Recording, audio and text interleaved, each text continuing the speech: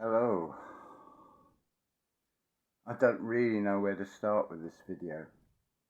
This is very much in the moment, and it's, well, mind-blowing. I just had the radio on, and the description of the piece of music that was playing is described as conflicting perfection. And that sort of encapsulates the entire topic of this video. I'll explain, and mine's sort of all over the place, so please bear with me. Where do I start? Right, so the piece of music was the Beethoven Violin Sonata number 8. It was the last of 3 that was written when Beethoven visited a place called Archaix. He went there because he thought he could cure his deafness. And this particular movement, there's not one hint of the depression, the resigning himself to the fact that he's losing his hearing, and yet he's a composer. How awful that would seem.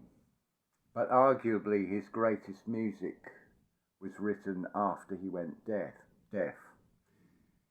You have that famous Halberstadt Testament that he writes, which says something on the lines of, "Shout, man, for I am deaf." That is a perfect example of how interactive this reality is. This is what Yolanda talks about on True Love channel, on her True Love Talk series. If you haven't listened to those, I suggest that you do. You'll probably find there are things in there that will make sense of a lot of things. It is quite correct. To me, this is the proof of it just on today. I've got the radio on. It's got this piece of music written about 1803. I'll come on to this more as I go. I want to talk in terms of Phoenix years and music and the parallels and the patterns.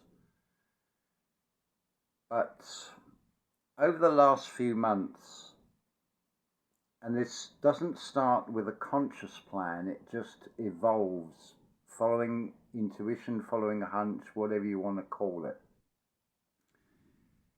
where I find that I'm doing something without even knowing there's a theory, a formula, or it's something that has been discussed. It's a phenomenon that many have experienced. And I've sort of stumbled across it independently, then to find there is something behind this that I couldn't have put into words. So what has just happened is a perfect example of how interactive this reality is. One, you've got this confirmation in the music, which confirms what Yolanda talks about on True Love Talks series of videos on her channel. Yes, I'm repeating myself, and that's because I want you to take note of this. I'll put a link to her channel. So I put out a thought into the universe. This is not the first time, but I'm going to use this one as an example because it has just happened last night. I experienced a very busy dream, and in that dream, the pressure of, I think it was the actual dream has faded. I'm left with the residue feeling of it. So basically, I had a panic attack in the dream. So I've woken up, I've got all the physical sensations of a panic attack. Now, I can't say that I woke myself up in the dream, but there was enough awareness to do the slow, deep breathing and bring the panic attack under control. While it's fresh in the mind, there was another dream I had recently which was so ridiculous and so preposterous that I actually sort of walked out of it and woke myself up. It's like, oh, this is just ludicrous. I'm not playing a part in this. And I actually walked out the dream. So I never thought I'd say in the same sentence the word panic attack and gratitude. They seem almost like contradictions.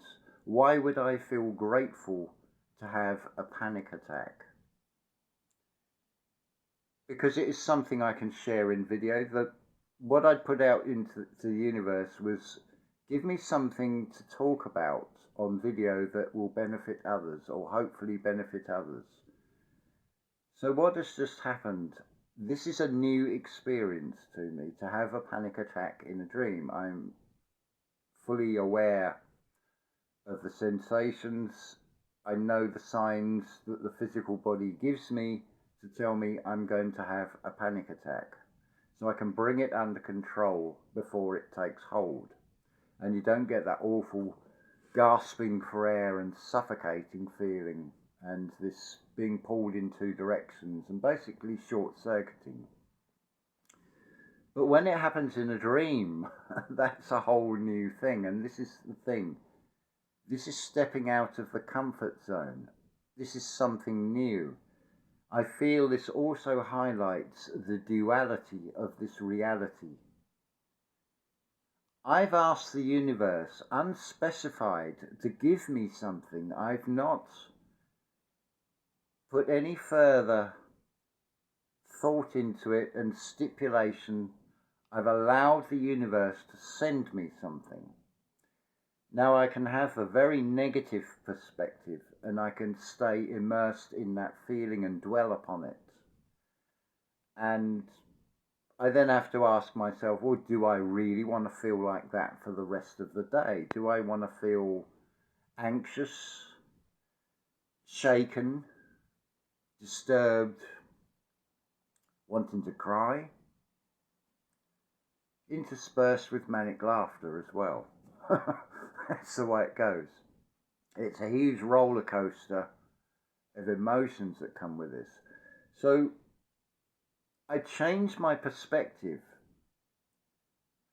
I can turn this inwards. Now this is something Dr. Joseph Murphy talks about, called the subconscious mind. It's the same message that Neville Goddard gives you. It's the same message that Jason on Archaix is saying about being fearless. You're presented with something that would appear to be an obstacle. It's only an obstacle if you perceive it as such and you put that judgment upon it. But what has been presented in this particular case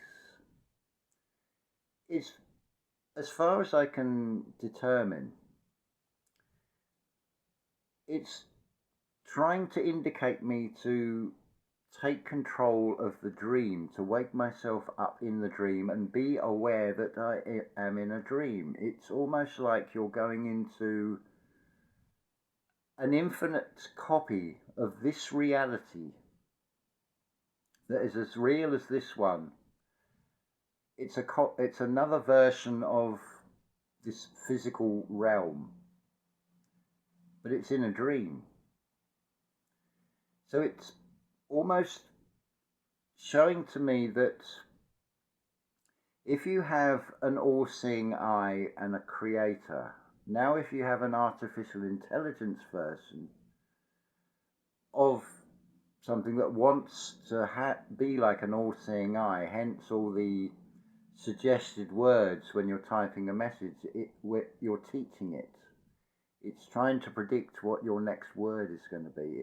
That's the only way it can become all-seeing, is by looking at the patterns that you create. This is why it is so important to break pattern. One moment.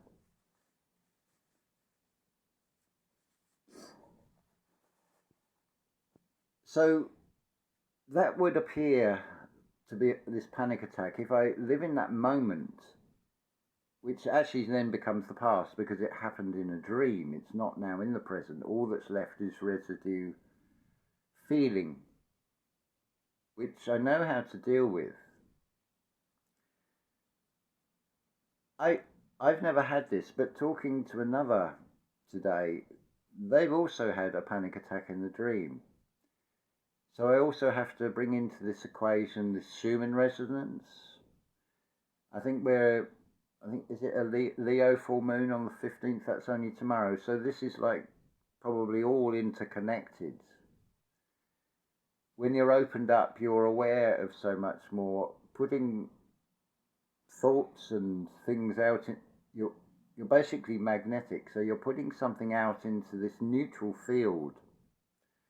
It is working like the subconscious. The conscious thoughts that you create, which are communicated as feeling to the subconscious in the mind, that's the micro version. Now you're interacting with this neutral field, which, right, okay, if that's what you want, if this is what you wish to experience, it will present you with what appear to be obstacles.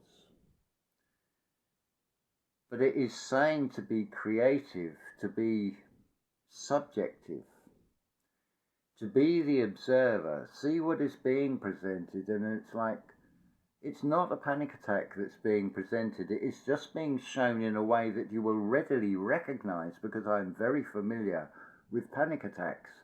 So why would it not send it in its most recognizable form for me to recognize what it is and see it for what it is?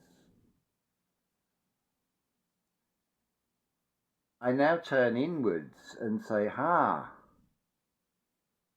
being presented with something I know, I already know, but I'm being presented with it in a new way.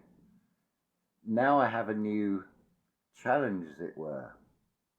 So I now have to weigh this up. What is it that is being shown to me? So maybe you've not had this experience, but I'm hoping that what I'm sharing here will give you a way to face this, not to hide away from it, not to shun it, but to meet it face on and see it for what it is. That it is a neutral presentation, and it is us that make the judgment of whether it is good or bad.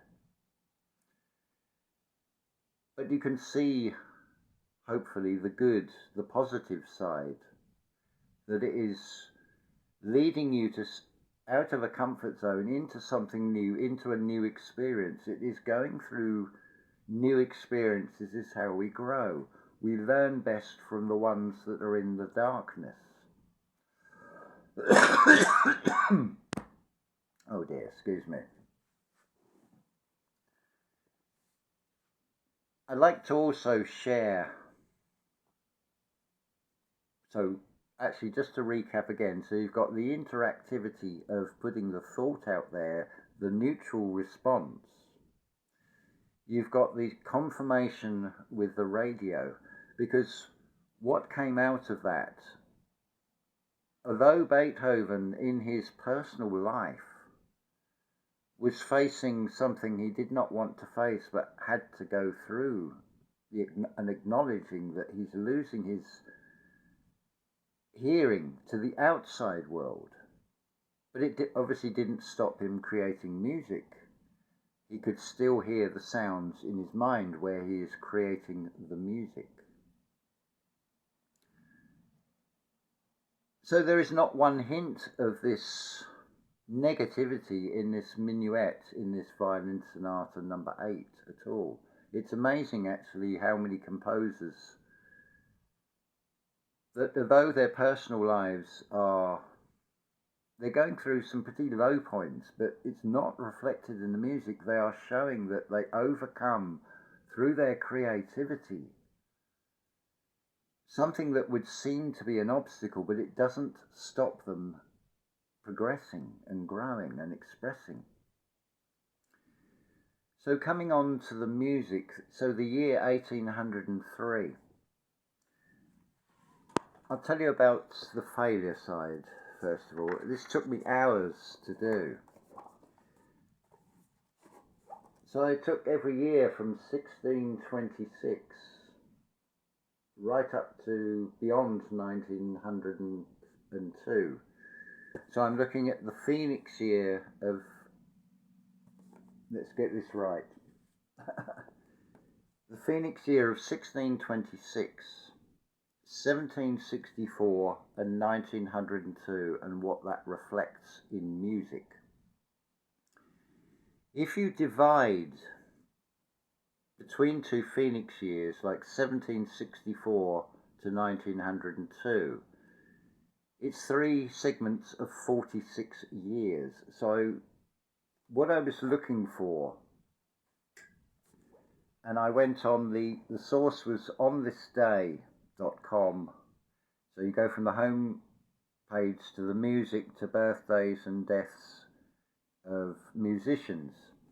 So I started looking from 1626.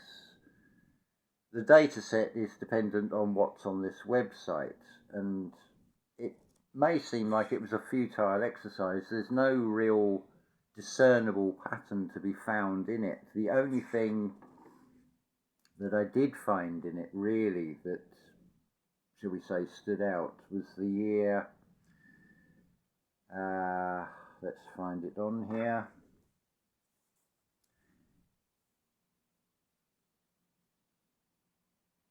Yeah, so 1715, there are only 2 deaths of the listed of the musicians that are listed on this website, but there are 14 births, which is double of the years either side of that.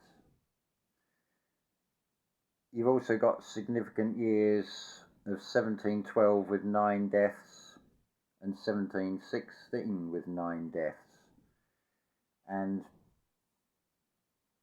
either side of that we're only looking at maybe 3 deaths in the year. And you get this progression. That's the only other thing that came out of this really. By the time you're getting up to the 1890s, you're looking at 70 and 80 musicians born in a particular year, and around about 20 deaths in the year. So you've got this upward progression of more musicians being born, more dying at a lower number.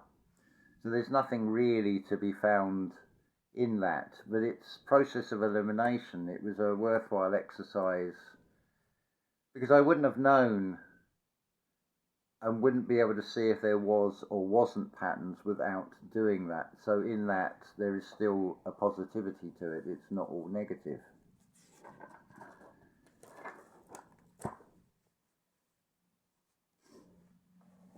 See, the only problem with applying Phoenix years to music is you can only really look at 1764 Phoenix year to 1902. Prior to that, the information gets less and less and less, and you go back into this vague origins of music before the medieval age. Depending on what website you look at, will have different years. But they do, in the 7 music eras of classical music, they do roughly follow the Phoenix year pattern. So it's not an exact science, because music doesn't have exact cut-off years where something becomes one thing and then becomes another. There's a transition period of several years with this. So the Baroque era is stated as being 1600 to 1750. So 1750 is pretty near the 1764 Phoenix year. It's also the year that Mozart started writing symphonies. It's the year that Johann Mattheson died, who put together the idea of music keys and emotions, and it's something that is very much a part of music today. For example, something that is in a major key will seem brighter, happier, more positive than something that is in a minor key. The minor key is often associated with the more negative, the mourning, the depression side of life. But at the same time, the minor keys often have very deep, soul searching qualities about them. So, 1764 to 1902 encapsulates what is called the classical and the romantic period in music. Incidentally, while I was doing some of this research, and this may also tie into it, I seem to remember noting that St. Petersburg was decided as the capital of Russia in 1712. That's just right around that time of John Matheson's theory on music keys and emotions. I feel that the arts can't be just, and particularly music, can't be taken in isolation, but it does reflect things in the Phoenix years and the changes. Art in general seems to be a commentary on the progression of humanity anyway. So you have this classical period up to about 1820 or 1830, which is shorter phrases. The structure of music is moving out of the clutches from the medieval time when it is very much within defined parameters to do with dogmas of religion. Think of monks chanting in a monastery and the sort of rules of music, and then you move into the Baroque era. So you've got Vivaldi, Johann Sebastian Bach, George Frederick Handel, and the great choral music. It starts to move out of that clutches of religiosity. You come into the classical era. Incidentally, it sort of was posed about Mozart being a Freemason. Was Beethoven a Freemason? Well, I would say to some degree that all composers, especially those that excel, when you have a control system, it's not going to leave anything untouched. It's going to at least want to keep tabs on them. So probably all composers in one form or another were affiliated to this or that secret society. But as I've said before, artists are the medium of that creative power that is expressed through individuals. So the EA gets an ID attached to it, so it becomes an idea, a thought in the mind of a individual who is the artist, who then expresses it in whichever medium or art that they choose to express it, be it music, sculpture, painting, dancing, or whatever. Interestingly, you've got 7 eras of music here. You've got 7 keys. You've got 7 arts, although to that is added photography and the cinema in more recent times. Art is subjective, so depending on what you look at on the web will give you different answers to all these things. So you've got this romantic period. So music is then moving into setting music to poetry or taking literary inspirations from the great writers like Goethe. Faust is a perfect example.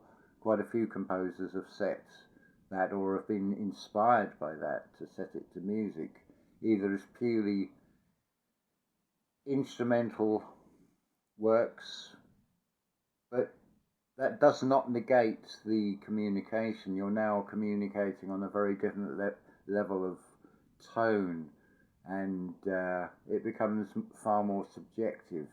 you sort of hear or feel colours and emotions, things that are expressed in music that cannot be expressed in words. So the year 1803, with Beethoven's deafness, it's the start of what is called his middle period. It's very close to the end of the first third of that Phoenix year from 1764. It would come out as 1810. It's about the time, it's almost in the middle of this Beethoven middle period through his period of onset and increasing deafness. So you've got marker years within these Phoenix cycles expressed in different ways. I was also thinking about, leading on from that, St. Petersburg being established as the capital, thinking in terms of musical capitals. So at one time it was Vienna, then it moves to Paris, and then there's a certain amount of rivalry between cities to be the arts centre of the world. Weimar comes to mind with Goethe and then Liszt as being two they could hold up and saying, we are the city of the arts.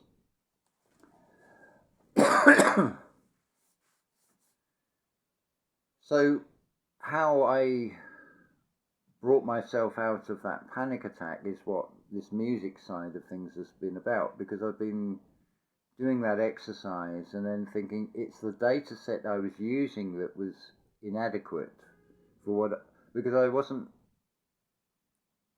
I didn't know what I'd find. I'm looking to see if there are patterns in years and things that are reflected in Phoenix years within the arts world and with music, and it does seem to suggest this to be the case. I have spoken on previous videos, these sort of mirror effects you have in terms of the history of the symphony through basically the German the German composers.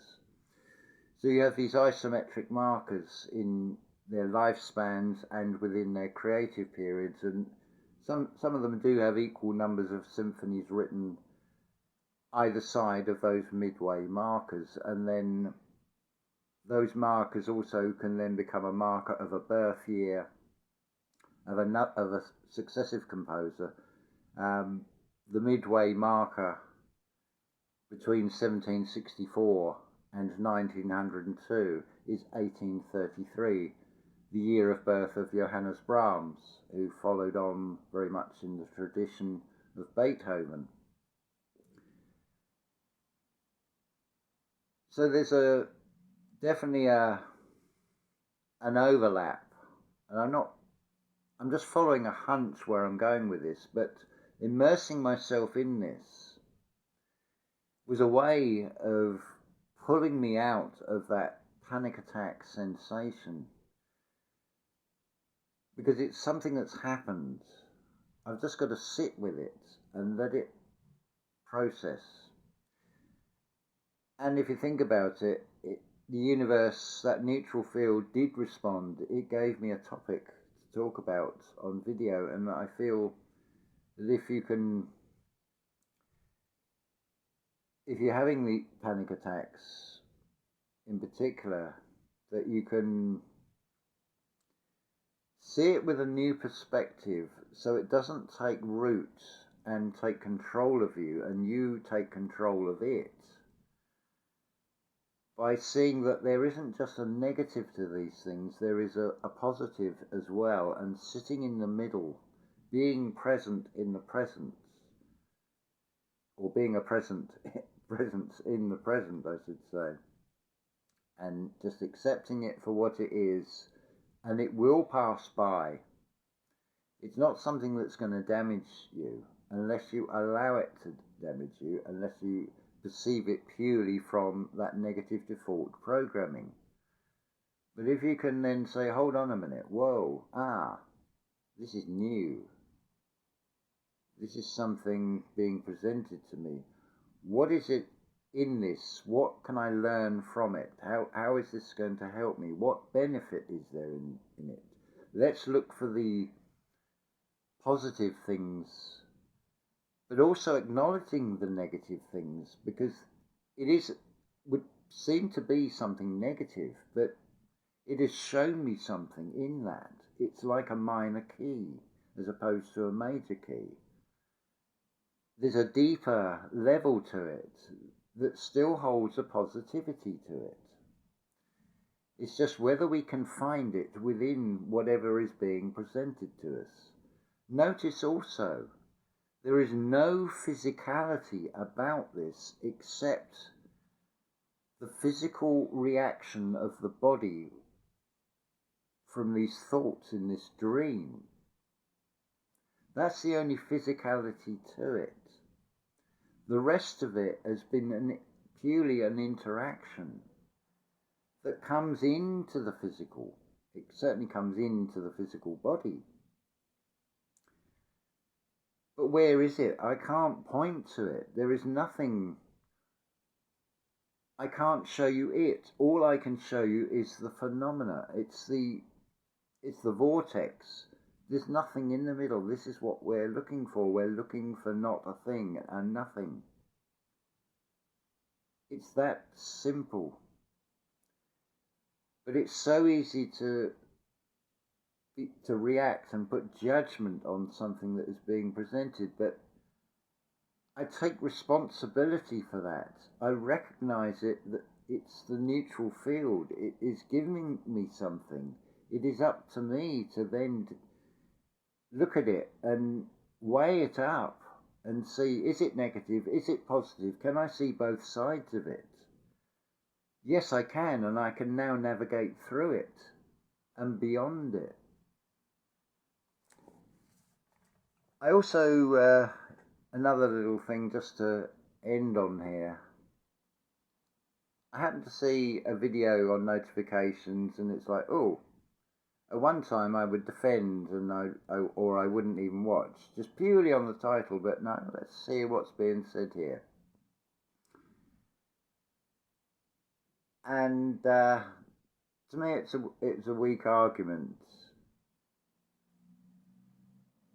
The idea that simulation is ridiculous because there are melted buildings.